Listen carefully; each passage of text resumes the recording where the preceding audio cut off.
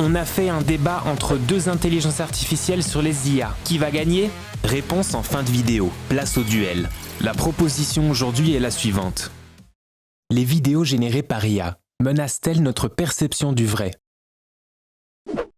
Oui, les vidéos générées par IA brouillent la frontière entre fiction et réalité. Lorsqu'une image parfaitement crédible peut être créée sans événement réel, notre capacité à faire confiance à ce que l'on voit devient profondément ébranlée. Ce risque est réel, mais il n'est pas inédit. La photographie et le montage ont déjà bouleversé la notion de preuve visuelle. Ce qui change, c'est la vitesse et l'accessibilité. Mais notre esprit critique peut évoluer avec la technologie. L'échelle et la facilité sont justement le problème. Un simple individu peut désormais créer de fausses preuves visuelles à moindre coût. Cela ouvre la porte à la manipulation de masse, aux campagnes de désinformation, voire à des crises politiques majeures. Mais chaque nouvelle technologie génère des contre-mesures. Les systèmes de détection de deepfake, les filigranes numériques et l'éducation aux médias progressent. Ce n'est pas la vidéo IA qui menace le vrai, mais l'absence d'outils pour la décrypter. Le vrai devient relatif si chaque image est suspecte. Même une vidéo authentique pourra être rejetée comme fausse sous prétexte qu'elle pourrait avoir été générée. Ce scepticisme systématique sape notre rapport collectif à la vérité. C'est là une crise de confiance, pas de technologie. L'IA ne détruit pas le vrai. Elle force une redéfinition de ce que l'on considère comme preuve. Cela peut rendre notre approche de la vérité plus rigoureuse, pas moins fiable.